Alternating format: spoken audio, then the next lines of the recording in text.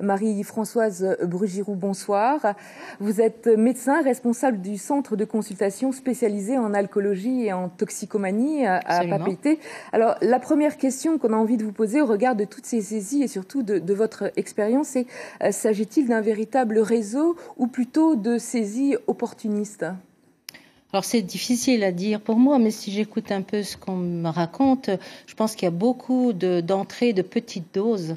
Là, c'est vraiment une saisie record, c'est vrai, ce qui prouve que finalement les gens prennent de plus en plus de risques, vu les bénéfices qu'on peut en tirer.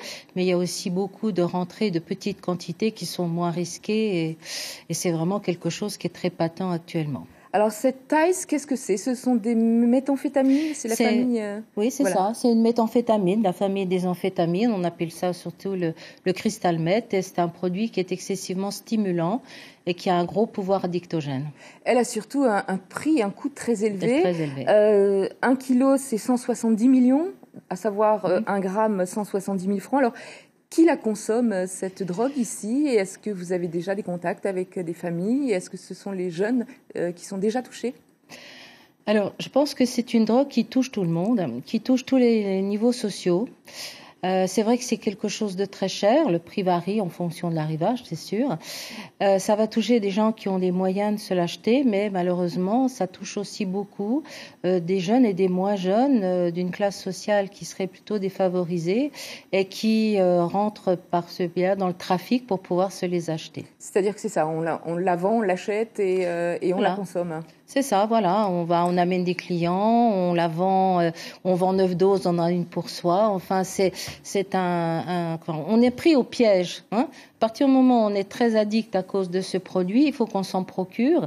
Et donc, on va par le piège faire tout ce qu'il faut pour l'avoir. Et on va alors finalement faire le jeu de tous ces dealers. Alors, au-delà de l'effet euphorisant dont vous nous parliez au début de cette interview, quels sont les effets au long terme, les effets évidemment pour la santé dramatiques, on le sait? Alors, c'est pas sur de long terme, malheureusement, hein, ça apparaît très rapidement. Ce sont des personnes qui n'ont plus besoin de dormir, ni de manger, ni de boire, de se reposer. Et donc, les gens qui physiquement... C'est la surcocaïne, un peu? Je pense que ça rentre dans la même famille, sauf que c'est pas la même molécule. Mais ça vous donne cette sensation, effectivement, d'être surpuissant et de n'avoir besoin de rien, ni de manger, ni de dormir. Donc, très rapidement, vous allez maigrir. Mais c'est surtout les troubles de la personnalité qui vont s'installer. On va rentrer dans des phases avec de l'agressivité souvent. On est nerveux, on est irritable, puis agressif. Puis progressivement, ça va se dégrader. On va devenir paranoïaque. Le sentiment que tout le monde nous en veut, que le milieu est hostile. Et puis pour certaines personnes, on va arriver réellement à des véritables hallucinations et sont pas si faciles à traiter. Et qui implique, j'imagine, une hospitalisation Alors oui et non. Pour ceux qui sont vraiment dans une phase de bouffée délirante, oui. Autrement, on peut faire des traitements en ambulatoire. La difficulté n'est pas tellement de sevrer les gens, c'est-à-dire de leur permettre de ne pas en prendre pendant une semaine ou 15 jours. La vraie difficulté, c'est de savoir gérer ce qu'on appelle le craving, c'est-à-dire ces envies irrésistibles et qui arrivent de façon inopinée, qui fait que 5 minutes avant, vous n'y pensiez pas. D'un seul coup, arrive par exemple sur votre téléphone le numéro de téléphone du dealer, un copain qui vous appelle, vous passez devant un endroit où vous en consommiez, et là, votre cerveau s'emballe et il vous donne une envie d'aller en chercher, d'aller en consommer, et on pose tout et on va en chercher. J'imagine que pour les familles, votre centre est toujours à disposition? Absolument. Donc en fait, le centre est ouvert. C'est un centre en ambulatoire.